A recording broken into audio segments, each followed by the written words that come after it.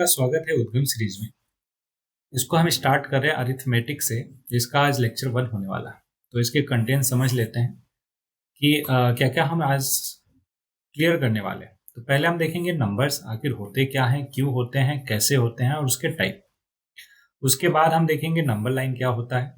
Then elementary operation देखेंगे किस पे, अरिथमेटिक नंबर लाइक एडिशन उनका कैसे होता है, सब्ट्रैक्शन, मल्टीप्लिकेशन एंड डिवीजन। यहाँ पे ना केवल हम इंटीजर्स का देखेंगे, फ्रैक्शन और डेसिमल का भी देखेंगे, और फ्रैक्शन और डेसिमल पे एक दूसरे में कैसे कन्वर्ट करते हैं ये भी चीजें देखेंगे। अच्छा, ध्यान क्या रखना है आप सभी को लेक्चर देखते हुए, ध्यान दीजिएगा, वो पहले क्लियर कर लेते हैं सच दैट सभी को एजेंडा क्लियर हो। तो जैसा सभी को पता है कि आप सभी को एक क्रेडिट सिस्टम फॉलो करना है जब भी हमारा लेक्चर देखोगे तो, ठीक है। क्रेडिट सिस्टम क्या है, पहले वाले L0 लेक्चर में मैंने समझाया है, इंट्रोडक्शन ऑफ दिस सीरीज को जाके वहां से समझ लीजिए अच्छे से। साथ में ऑब्वियस है मैथ्स का लेक्चर है, तो आपको कॉपी एंड पेन लेकर बैठना है। ऐसा नहीं कि लेट कर आप जस्ट वीडियो देख रहे हो, तो उससे बेहतर है कि ना ही देखो, है ना, बाकी कुछ अवॉइड कर लो, वो ज़्यादा बेहतर होगा, ठीक है। तो कॉपी एंड पेन लेकर बैठना ही बैठना है सच दैट कि हम जितना भी प्रैक्टिस करें उसको अपने नोट डाउन करना है कॉपी में, साथ में जितने भी प्रैक्टिस क्वेश्चन दिए जाएंगे उसको सॉल्व भी करना है और अपना आंसर भी कमेंट करना है, ठीक है। तो ये बेसिक इन्फो हो गया लेक्चर्स के बारे में। आई होप कि सभी को क्लियर होगा। आगे बढ़ते हैं, अब समझते हैं कि आखिर नंबर्स जो है क्या होते हैं। तो अगर आप सिंपल गूगल करोगे नंबर्स का डिफिनेशन, तो वो बताएगा कि एक कॉन्सेप्ट है, मैथमेटिकल कॉन्सेप्ट है, जो रिप्रेजेंट करता है, नंबर्स क्या रिप्रेजेंट करते हैं, किसी भी चीज़ की वैल्यू को या फिर क्वांटिटी को। और क्वांटिटी मतलब नंबर वो मैथमेटिकल कॉन्सेप्ट है जो किसी भी चीज़ की वैल्यू या उसकी क्वांटिटीज को रिप्रेजेंट करता है, ठीक है। चलिए, ये समझ आ गया, आगे बढ़ते हैं। अब बात आती है कि हम सर नंबर पढ़े ही क्यों, है ना, क्या ज़रूरत है इसकी। तो उसके लिए चलिए थोड़ा सा एंशिएंट टाइम में लेकर चलते हैं आपको, जब नंबर जो है उतना ज़्यादा प्रचलन में नहीं था, लोगों को नहीं पता था। तो मान लेते हैं 2 पर्सन थे, ए और बी। एक के पास समझ मान लेते हैं अमरूद था और दूसरे के पास मैंगो आम था। अब क्या हुआ कि उस समय बार्टर सिस्टम चलता था, तो ए ने कुछ अमरूद बी को दिए और बी ने कुछ आम ए को दिए। मतलब इस तरीके से बार्टर सिस्टम काम करता था। लेकिन यहाँ पे फिर वही क्वेश्चन आता है कि कितने अमरूद देने पर कितने आम मिलेंगे। तो देखो, यहाँ पे ऑब्वियस है एक उनका मेजरमेंट का कुछ ना कुछ टूल रहा होगा। क्यों? क्योंकि अगर अगर टूल नहीं रहेगा तो बहुत ज़्यादा एम्बिग्यूटी हो जाएगी यहाँ पे, और कन्फ्यूजन बढ़ जाएगा कि 10 अमरूद के बदले में हमें 5 आम मिलेंगे या फिर 5 अमरूद के बदले में 10 आम मिलेंगे। तो अगर काउंटिंग नहीं आती रहेगी, नंबर सिस्टम का यूज नहीं करेंगे या फिर मेजरमेंट का यूज नहीं करेंगे, तो कन्फ्यूजन बहुत ज़्यादा होगी, जिसको रिजॉल्व करने के लिए, है ना, नंबर सिस्टम का जानकारी होना बहुत ज़रूरी है, ठीक है। तो नंबर सिस्टम क्या करता है, वो हमें एम्बिग्यूटी रिजॉल्व करने में हेल्प करता है या फिर कन्फ्यूजन मिटाता है, राइट। तो अभी के लिए फिलहाल बेसिक स्तर पर बस इतना जानो कि नंबर का क्या काम है, हाउ, ठीक है। अब बात कर लेते हैं कितने टाइप के होते हैं नंबर। तो नंबर के टाइप को समझने के लिए पहले ये देख लेते हैं अपन कि नंबर को हम दो टाइप में ले लेते हैं। एक हो गया रियल और दूसरा इमेजिनरी या कॉम्प्लेक्स, ठीक है। अब रियल और इमेजिनरी या कॉम्प्लेक्स नंबर क्या होते हैं, तो पहले कॉम्प्लेक्स समझ लीजिए, वो समझना ज़्यादा आसान है कि रूट के अंदर, करड़ी के अंदर, रूट के अंदर अगर नेगेटिव कोई भी नंबर आ जाए तो क्या हो जाएगा, वो कॉम्प्लेक्स नंबर हो जाएगा। ओके, आई होप कि यहाँ तक सभी को आपको क्लियर होगा कि कॉम्प्लेक्स नंबर वो होते हैं जहाँ पे रूट के अंदर नेगेटिव वैल्यू आ जाए, और बाकी जितने भी नंबर बचे वो सब के सब रियल नंबर होते हैं। बाकी जितने भी नंबर लाइक 1 2 0 5/4, है ना, 1.22 3/2 या फिर √5, ये सारी के सारी क्या हो गए, रियल नंबर हो गए। अब इस रियल नंबर को भी हम आ, फिर से फर्दर क्लासीफाई करते हैं। तो रियल नंबर को हमने डिवाइड किया दो चीज़ों में फिर से। क्या? एक हुआ रेशनल नंबर और दूसरा हुआ इरेशनल नंबर। अब दोनों क्या होते हैं समझते हैं। देखिए, इरेशनल को समझते हैं पहले, वो समझना ज़्यादा आसान है। इरेशनल नंबर क्या हुआ, जस्ट मिनट। हाँ जी, तो इरेशनल नंबर वो होता है जिसको p बाई क्यू के फॉर्म में ना लिखा जा सके, ठीक है। वहीं पे रेशनल नंबर वो होता है जिसको which can be written as p by q form. अब बात आती है सर p और q क्या है, तो p और q कोई भी नेचुरल नंबर हो सकते हैं। p and q belongs to natural number. अच्छा, नेचुरल नंबर जैसे ही बोला तो q जो है जीरो नहीं हो सकता, वैसे भी जीरो जो है नेचुरल नंबर नहीं है। अभी फिर से कंफ्यूजन होगा आपको कि सर ये नेचुरल कहाँ से आ गया, so don't worry about it, उसको भी समझाएंगे, डोंट वरी। तो देखिए इरेशनल को समझना बहुत आसान हो गया। फॉर एग्जाम्पल √2, इसको हम p बाई क्यू के फॉर्म में नहीं लिख सकते, पाई। इसका वैल्यू होता है, अप्रॉक्सीमेट वैल्यू होता है 22/7। तो ये अप्रॉक्सीमेट वैल्यू को तो लिख सकते हैं। अगर कोई बोलेगा 22/7 क्या है, तो हम कहेंगे रेशनल नंबर है। क्यों? क्योंकि it can be written as p by q form. लेकिन अगर हमसे कोई पूछे पाई क्या है, तो हम कहेंगे इरेशनल नंबर है। क्यों? क्योंकि it it can't be written as p by q form. Okay, आगे बढ़ते हैं। अब हम रेशनल नंबर को फिर से क्लासीफाई करते हैं। क्या? रेशनल नंबर को फिर से क्लासीफाई करते हैं। तो रेशनल नंबर को में एक आता है नेचुरल नंबर। अब यहाँ से हम डिटेल में अच्छे से समझेंगे, ध्यान दीजिएगा सभी लोग। नेचुरल नंबर क्या होता है? वो सारे नंबर जो एक से स्टार्ट होता है इन्फानाइट तक जाता है, ठीक है। 1 2 3 4 5 6 7 8 कहाँ तक? अप टू इन्फानाइट तक आर कॉल्ड नेचुरल नंबर। वहीं पे इससे मिलता जुलता एक नंबर है जिसको हम होल नंबर बोलते हैं। वो क्या है वो समझ लीजिए। होल नंबर होता है जीरो को इंक्लूड करते हुए, और बाकी जो नेचुरल नंबर होता है वही सारा कुछ है ना, मतलब जीरो से इन्फानाइट तक। 0 1 2 3 4 5 6 7 8 है ना, एंड सो ऑन, कहाँ तक? इन्फानाइट तक। तीसरा हम बात करें इंटीजर्स का, तो इंटीजर्स नंबर क्या होते हैं, या फिर इंटीजर्स वो नंबर होते हैं जो होल नंबर तो होते हैं लेकिन फॉरवर्ड बैकवर्ड दोनों, मतलब प्लस माइनस दोनों में, +-1 +-2 +-3, इवन जीरो भी क्या होता है? इंटीजर होता है। कहाँ तक? प्लस माइनस इन्फानाइट तक। मतलब माइनस इन्फानाइट प्लस इन्फानाइट के बीच में जितने भी वो नंबर्स आते हैं, उन सबको क्या बोलेंगे हम? इंटीजर्स बोलेंगे, ठीक है। आगे बढ़ते हैं। अब ऑड नंबर की बात करते हैं। देखिए, ऑड नंबर वो नंबर होता है जिसको हम 2n+1 के फॉर्म में रिप्रेजेंट कर पाए, जहां पे n जो है वो क्या हो? Natural number.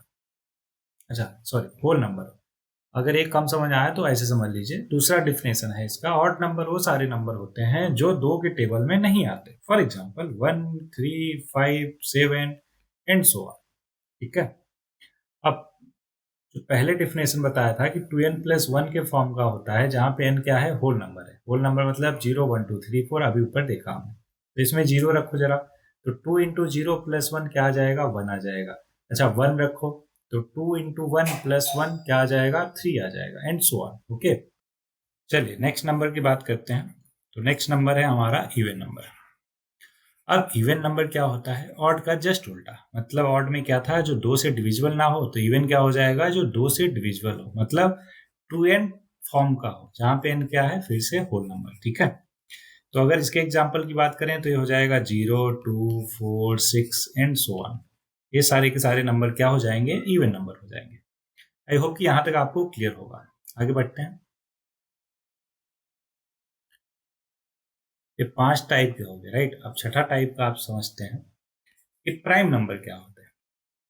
तो देखिए, वो सारे के सारे जो नंबर जो किसी से भी डिविजिबल ना हो, उन सबको हम प्राइम नंबर बोलते हैं। For example 5 7 11 13 17 and so on. अब समझिए, 5 जो है किसी के भी टेबल में नहीं आता, 7 भी नहीं आता, 11 भी नहीं आता, 13 भी नहीं आता, राइट। तो ये सबके सब प्राइम नंबर हो गए। तो कहोगे कि सर क्या 5 से छोटा कोई प्राइम नंबर नहीं होता? बिल्कुल होता है, जो कि है 2 है, 3 भी है, देन 5 आता है, देन 7 आता है, एंड सो ऑन, ठीक है। आई होप कि इसका डिफिनेशन आपको क्लियर होता होगा। जो मैं बता रहा हूँ वो ध्यान में होगा आपके, कि जो नंबर किसी के भी टेबल में ना आए उसको हम प्राइम नंबर बोलते हैं। ऐसा ही इसका जस्ट उल्टा है कंपोजिट नंबर। कंपोजिट नंबर क्या होता है? वो नंबर जो किसी के टेबल में आ जाए। फॉर एग्जाम्पल 9 4 6 है ना, 15 एंड सो ऑन। मतलब कि जिसका हम फैक्टर कर पाए उसको कंपोजिट नंबर बोलते हैं। फॉर एग्जाम्पल जैसे 12 है, तो 12 को हम फैक्टर कर सकते हैं ना, 2 इंटू 6, तो ये हमारा कंपोजिट नंबर हो गया, मतलब प्राइम नंबर का जस्ट अपोजिट। सो यहाँ तक हमने टाइप ऑफ नंबर देख लिया। अब एक छोटा सा कॉन्सेप्ट है नंबर लाइन का, उसको भी समझ लेते हैं। देखिए, नंबर लाइन का सिस्टम क्या बोलता है कि हमारे पास जितने भी नंबर होते हैं उसको हम कहीं किसी एक रेफरेंस पॉइंट से काउंट करना स्टार्ट करते हैं। फॉर एग्जांपल, मान लो एक 0 है, तो इसके अगर फॉरवर्ड जाएंगे हम तो चीज़ें पॉजिटिव में रहेगी, अगर बैकवर्ड जाएंगे तो चीज़ें नेगेटिव में रहेगी। ठीक है, तो ये हो गया फॉरवर्ड में +1 +2 +3 +4 एंड सो ऑन, कहाँ तक? इन्फानाइट तक। और लेफ्ट साइड में क्या हो जाएगा? -1 -2 -3 -4, कहाँ तक? माइनस इन्फानाइट तक। तो कहते हैं ना कि अगर आप फॉरवर्ड जिंदगी में आगे मूव कर रहे हो तो आप पॉजिटिव रहोगे, आपकी ग्रोथ होती रहेगी। लेकिन अगर आप नेगेटिव मूव कर रहे हो, मतलब नेगेटिव में जा रहे हो, तो आप गर्त में जा रहे हो या फिर आप डिग्रेड हो रहे हो, राइट? तो सेम वे में नंबर लाइन भी रिप्रेजेंट करता है कि एक रेफरेंस पॉइंट हो गया, अगर उससे आप कहीं, वो रेफरेंस पॉइंट कहीं पे भी हो सकता है। फॉर एग्जाम्पल, मान लो आप अपनी लाइफ के, है ना, 5वें पायदान पे हो, अगर उससे अगर आप लेफ्ट जा रहे हो इसका मतलब कि आपका नेगेटिव ग्रोथ है, लेकिन वहीं पर उससे अगर राइट जा रहे हो तो पॉजिटिव ग्रोथ हो गया। ओके, आई होप ये नंबर लाइन का कॉन्सेप्ट भी आपको क्लियर होगा और इसमें नेगेटिव नंबर क्या होते हैं वो भी क्लियर हो गया होगा। चलिए, अब आ जाते हैं अपन ऑपरेशन पे। ठीक है, कि आखिर किस तरीके से नंबर्स का ऑपरेशन होता है। ऑपरेशन मतलब addition, subtraction, multiplication and division. अच्छा, ये चीज हम तीन टाइप के नंबर का देखने वाले हैं। एक इंटीजर्स का, आप सभी को पता होगा, इंटीजर्स प्लस माइनस जो नंबर होते हैं, होल नंबर प्लस माइनस में, वो सबके सब इंटीजर हो गए। दूसरा हम फ्रैक्शन का देखेंगे। फ्रैक्शन या फिर यूं कह लीजिए रेशनल नंबर, जिसको हम p/q के फॉर्म में लिखेंगे। ठीक है, और तीसरा डेसिमल। अब डेसिमल क्या होता है, फ्रैक्शन क्या होता है, इन दोनों को हम डिटेल में देखेंगे, डोंट वरी, आगे। ठीक है, फिलहाल के लिए स्टार्ट करते हैं इंटीजर से। देखिए, जो कॉन्सेप्ट बहुत आसान है उस पर ज़्यादा टाइम मैं नहीं लगाऊंगा, जल्दी से बता के आगे बढ़ेंगे। ठीक है, लेकिन जो कॉन्सेप्ट में लोगों को दिक्कत होती है उस पर थोड़ा सा हम टाइम स्पेंड करेंगे और उसके क्वेश्चन भी प्रैक्टिस करेंगे। ओके, आगे बढ़ते हैं इंटीजर से। देखिए, इंटीजर्स के एडिशन से स्टार्ट करते हैं। अभी क्या कर रहे हैं, हमारा टॉपिक क्या है, इंटीजर्स है, उसका हम क्या पढ़ रहे हैं, एडिशन। तो इंटीजर्स का एडिशन सभी को मालूम ही होगा। उसी को थोड़ा रिवाइज कर लेते हैं। जैसे कि इन दोनों को अगर हमें प्लस करना होगा तो ध्यान रहे, लास्ट वाले डिजिट को लास्ट वाले से प्लस करना है, ऐसे लिखना है सच दैट कि लास्ट डिजिट दोनों का एक दूसरे के नीचे आए। तो इन दोनों को प्लस करते हैं। कैसे होता है, बच्चों वाली चीज, बच्चे की तरह करते हैं। 8 और 7 15। 15 कैसे लिखा जाता है, 1 और 5, तो राइट साइड वाला हम उसके नीचे लिखते हैं, बाकी जो बचा वो एक कैरी हो जाता है या फिर वो बच जाता है, तो यहाँ पे लिख देते हैं। अब इन तीनों को जोड़ते हैं, 1 7 और 6 को, तो 7 6 13, 1 14, तो इसको लिखते हैं 1 4, तो राइट साइड वाला यहाँ उसके नीचे लिखते हैं, बाकी फिर से जो बचा वो कैरी हो जाता है। तो 1 और 6 7, 7 और 4 11 हो गया, तो 11 में राइट साइड वाले को लिखते हैं यहाँ, बच्चा जो वो कैरी हो जाता है। अब 3 और 1 4, so this is your final answer. अच्छा, यहीं पे अगर 3 डिजिट में आ जाए तो भी आपको घबराना नहीं है, तरीका बिल्कुल सेम टू सेम है। चलिए, एक एग्जांपल वैसा भी कर लेते हैं। ये रहा एग्जांपल आपके सामने कि 3 6 7 8 9 4 और 5 6 9 4 1। अब कहोगे कि सर ये तो अच्छे से आपने लिखा नहीं, क्यों? क्योंकि अभी आपने बताया कि सब तीनों के लास्ट डिजिट एक दूसरे के नीचे होने चाहिए, लेकिन यहाँ पे तो है नहीं, राइट? तो इसको हमें ढंग से फिर से लिखना पड़ेगा। तो चलिए इसको फिर से हम लिख लेते हैं। क्या है, 56 941। तो ये हो जाएगा 56 941, 56 941। अब देखिए यहाँ पे लास्ट डिजिट के नीचे है ना, बाकी जहाँ पे नहीं है, अगर कंफ्यूजन हो रहा है तो आप जीरो वहां पे लिख सकते हो, कोई दिक्कत नहीं। क्यों? क्योंकि हम जानते हैं किसी नंबर के लेफ्ट साइड में अगर हम जीरो लगाते हैं तो कोई दिक्कत नहीं होता, राइट? तो इस तरीके से हमने जीरो लिख दिया। अब प्लस कर देते हैं। देखो, 8 और 9 और 1, 1 और 8 9 9 18 का, 18 कैसे लिखते हैं, 1 8, तो 8 लिखा यहाँ पे, बच्चा एक कैरी। 7 1 8 4 12, 4 16 का 6, बच्चा कैरी 1। तो 6 और 1 7 9 16 का 6, बच्चा कैरी 1। फिर 3 और 1 4 6 10 का 0, बच्चा कैरी 1, और 5 1 6। इस तरीके से हमने एडिशन भी सीख लिया, किसका, इंटीजर्स का। आगे बढ़ते हैं। मैंने बताया ना कि जो कॉन्सेप्ट आसान है उस पर ज़्यादा टाइम नहीं लगाएंगे अब दूसरा सीखते हैं सब्सट्रैक्शन। सब्ट्रैक्शन कैसे होता है ना। तो वहाँ उसके लिए भी एक नंबर ले लेते हैं, 3 5 6 2, 2 3 4 2। अब इसको करते हैं, देखो 4 में से 3 गया 1, 6 में से 2 गया 4, 5 में से 4 गया 1, 3 में से 2 गया 1। ठीक है, ये एकदम सिंपल टाइप का क्या है, सब्ट्रैक्शन है। वहीं पे आगे हम बात करें थोड़े से अच्छी लेवल का, तो कैसे करेंगे कि जैसे 5 0 0 2 1 है, अब इसमें 3 4 5 6 सब्ट्रैक्ट करना है। तो ध्यान रखिए कि लास्ट वाले के नीचे लास्ट वाला डिजिट होना चाहिए। अब 1 में से 3 तो जाएगा नहीं, तो 1 क्या करेगा, अपने बगल वाले के पास जाएगा। जरूरत के टाइम पे हम क्या करते हैं, पड़ोसी के पास जाते हैं ना मदद मांगने, सेम वे में यहाँ पे भी 1 जाएगा 2 के पास, बोलेगा कि भैया मदद कर दो, तो 2 क्या करेगा, अपने में से एक निकाल के इस एक को दे देगा। तो आप समझो ध्यान से, जब एक और एक मिलते हैं तो कहते हैं ना कि एक और एक मिलके 2 नहीं 11 होते हैं। तो सेम कॉन्सेप्ट यहाँ पे अप्लाई होता है कि लास्ट वाला क्या था, 1 था, लेकिन उससे जब 2 से 1 मिला तो 1 और 1 क्या बन गया, 11 बन गया। अब 11 में से 3 जाएगा तो कितना आएगा, 8। अब ये 2 ने 1 दे दिया था तो कितना बचा था उसका, 1 बचा था। अब ये अपने पड़ोसी के पास जाएगा, क्योंकि 1 में से 4 तो जाएगा नहीं, राइट। तो पड़ोसी कहेगा कि अरे मेरे पास तो खुद ही कुछ नहीं है, आपको कैसे दूं। तो फिर अपने पड़ोसी के पास जाएगा, वो भी सेम बात बोलेगा, तो फिर वो अपने पड़ोसी के पास जाएगा। अब यहाँ भी ध्यान दीजिएगा क्या हो रहा कि 5 मदद करेगा उसके अपने पड़ोसी को, तो 1 दिया तो उसके पास 0 था, 1 दिया तो बन गया 10। अब 10 से उसने एक दिया अपने लेफ्ट वाले सॉरी राइट वाले को, तो बन गया 10। फिर 10 ने एक दिया उसके बगल वाले को, तो कितना था, वो था 1। तो 1 को अगर 1 मिला तो क्या बन गया, 11 बन गया। तो 11 में से अब 4 गया तो बचेगा 7।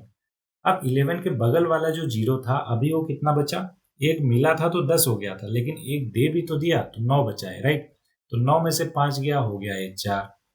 सेम वे में यहाँ पे 9 में से 6 गया तो कितना बचा, 3। अब ये 5 नहीं बचा है, कितना बचा है, 4, क्योंकि इसने ऑलरेडी एक दे दिया है। तो यहाँ पे 4 पूरा का पूरा उतार देंगे। सो ये इस तरीके से हमने क्या कर लिया, सब्ट्रैक्शन भी कर लिया। आगे बढ़ते हैं, नेक्स्ट कॉन्सेप्ट सीखते हैं। एडिशन सब्ट्रैक्शन इंटीजर का देख लिया। अब हम देखने वाले हैं डिवीजन, मल्टीप्लिकेशन और डिवीजन। चलिए मल्टीप्लिकेशन से स्टार्ट करते हैं। तो मल्टीप्लिकेशन ऑफ इंटीजर्स कैसे होता है, अब ध्यान समझते हैं। दो नंबर ले लिया, मान लेते हैं 3 5 4, इसको मल्टीप्लाई करना है 2 5 से। तो कैसे मल्टीप्लाई होता है, ध्यान दीजिएगा। 5 का टेबल पढ़ते हैं 4 से। 5 4 जा 20, 20 कैसे लिखा जाता है, 2 और 0। तो 0 यहाँ पे और 2 जो कैरी है उसको हम रहने देंगे।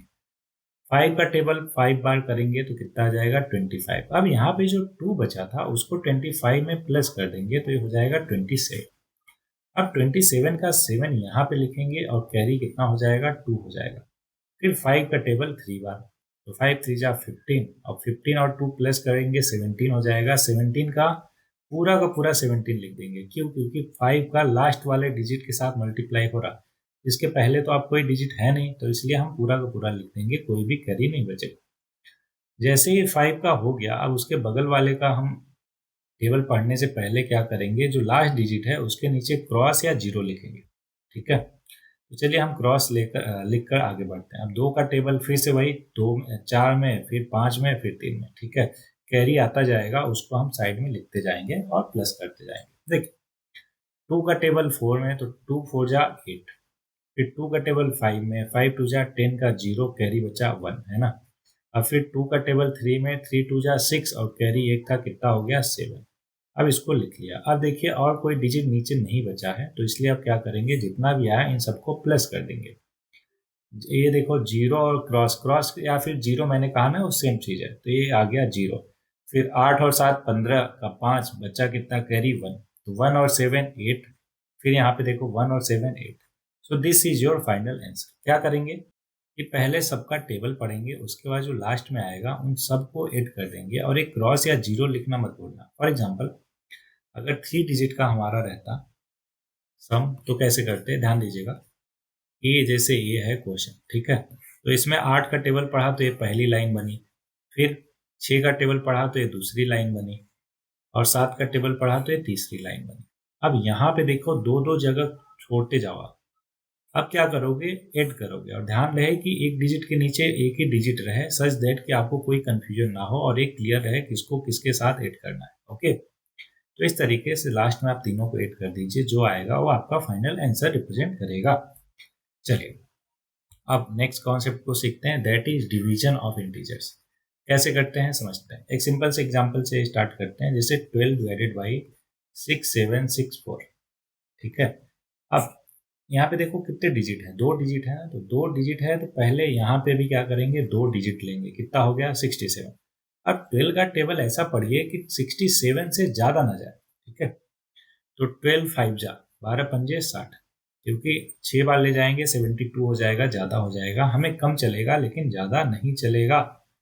अब माइनस करेंगे तो ये आ गया 7 और ये आ गया 0। जैसे ही माइनस किया, अब अगला डिजिट वो उसके बगल में लिखेंगे जो कि है 6। अब फिर से 12 का टेबल ऐसा पढ़ते हैं कि 76 से ज्यादा न जाए, उतना हो या कम हो चलेगा लेकिन ज्यादा न जाए। तो कहोगे सर आप 6 टाइम्स ले जाओ, तो ये आ जाएगा 72। फिर से क्या करेंगे, सब्ट्रैक्ट करेंगे, तो 6 में से 2 गया, क्या आ जाएगा 4, 7 में से 7 गया 0, फिर अगला डिजिट उतारेंगे जो कि है 4, तो ये 44 हो गया। अब 12 का टेबल ऐसा पढ़ा कि 44 से ज्यादा ना जाए, तो ये कितनी बार जाएगा, 3 बार, कितना 36। फिर सब्ट्रैक्ट करेंगे, आ जाएगा 8। अब देखिए 4 के बगल में और कोई डिजिट नहीं है इसके बगल में उतारने के लिए, तो ये हमारा 8 जो है रिमाइंडर हो जाएगा, शेषफल। ठीक है, और जिससे हम डिवाइड कर रहे हैं वो डिवाइजर हो जाएगा, जिसमें डिवाइड कर रहे हैं वो डिविडेंट हो जाएगा, और जो हमारा डिवाइड करके आया उसको हम कोसेंट बोलते हैं। ठीक है, भागफल। आई होप कि ये सारा कुछ आपको क्लियर होगा। चलिए एक बढ़िया क्वेश्चन, मजेदार क्वेश्चन लेते हैं। तो ये ले लेते हैं हम इतना, इसको डिवाइड करते हैं 6767/8 से। अब इसको हम डिवाइड करके देखते हैं क्या आंसर आएगा। अब आप सोच रहे होंगे, बहुत सारे बच्चे कंफ्यूज होते हैं, सर इसका टेबल तो हमें आता नहीं तो कैसे करेंगे। तो देखो सबका टेबल आना जरूरी थोड़े ना है।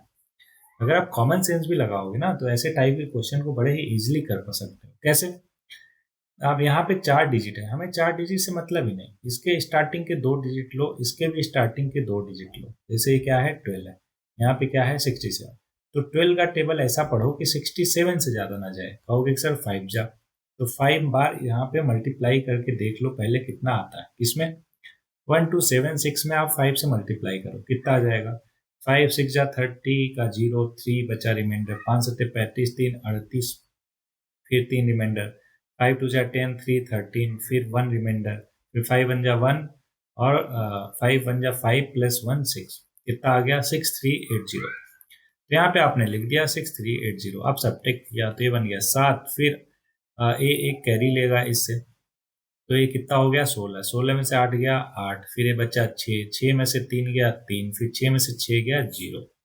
अब अगला डिजिट उतारेंगे जो कि है 4।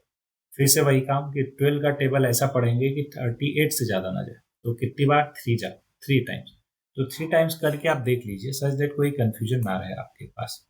ठीक है, तो यहाँ पे लिखो 1276 इंटू 3, तो जैसे ही करोगे आप ये बन जाएगा 6 3 18, 7 3 21, 1 22, 3 दूनी 6, 2 8 और 3824। देखो 3824 इससे ज्यादा नहीं हो रहा, मतलब वेरी गुड, हम ले सकते हैं इसको। अब 7 में से एक दे देगा 4 को, 14 हो जाएगा, 14 में से 8 गया 6, और ये 6 में से 2 गया 4, 8 में से 8 गया 0, 3 में से 3 गया 0, कितना आ गया 48। फिर आप क्या करेगा, ये यहाँ पे अगला डिजिट उतारेगा जो कि बन जाएगा 468। अब बताओ 1276 है उसका टेबल, तो इसमें 468 में जाएगा नहीं, इसलिए यहाँ पर लास्ट में 0 उतार के इसको हम रिमाइंडर बोल देंगे। ठीक है, क्या हो जाएगा हमारा, ये शेषफल हो जाएगा। ओके, रिमाइंडर हो जाएगा। आई होप कि ये कॉन्सेप्ट सभी को क्लियर होगा कि जब हमारा ये डिवीजर रिमाइंडर से ज्यादा हो तो हम लास्ट में 0 उतार के इसको रिमाइंडर बोल देते हैं। ठीक है, तो इस तरीके से जितना भी बड़ा डिवीजन हो आप आराम से कर सकते हो। तो आई होप कि ये सारा कुछ क्लियर होगा आपको। अभी हम समझ लेते हैं कि आखिर इस पूरे लेक्चर में हमने क्या किया, शुरू से लेकर अंतिम तक। ठीक है, क्यों, क्योंकि छोटा ही लेक्चर रखते हैं, बाकी जो चीज़ें बचा वो नेक्स्ट लेक्चर में अपन कवर कर लेंगे। तो अभी तक हमने किया कि आखिर नंबर क्या होता है, नंबर लाइन क्या होता है, उसका एडिशन, सब्ट्रैक्शन, मल्टीप्लिकेशन, डिवीजन देखा किसका, इंटीजर्स का। क्रेडिट सिस्टम डेवलप किया आपने, उसके साथ साथ ये पूरा का पूरा स्टोरी समझाई मैं। ये आई होप कि आप सभी लोगों ने स्क्रीनशॉट लिया होगा, उससे बेहतर है कि नोट डाउन किया होगा मेरे साथ में, ठीक है। अब यहाँ पे कुछ क्वेश्चन मैं दे देता हूँ आपको, सच दैट आप उसकी प्रैक्टिस कर लो और मिलते हैं नेक्स्ट लेक्चर में। तो ये रहा, देखो एडिशन सब्ट्रैक्शन मोस्टली सबको आता है, दिक्कत होता है ये लंबे डिवीजन में, ठीक है। तो इसलिए ऐसे टाइप का क्वेश्चन मैं आपको देता हूँ, ये अच्छे से प्रैक्टिस कर लीजिए, सच दैट कि अगर ऐसा क्वेश्चन आगे फ्यूचर में मिला आपको तो आपको कोई टाइप की दिक्कत ना हो, ठीक है। चलो, एक दो और एक और ले लेते हैं। ये इन तीनों का आपको क्या करना है, रिमाइंडर कमेंट करना है, ठीक है। इन तीनों का, इन तीनों क्वेश्चन में रिमाइंडर क्या क्या आएगा ये कमेंट बॉक्स में कमेंट करना है, सच दैट सबको क्लियर हो जाए कि किसका क्वेश्चन सही है, किसका किसका आंसर सही है, किसका गलत है। तो आज के लिए बस इतना ही करते हैं, मिलते हैं नेक्स्ट लेक्चर में। Till then enjoy.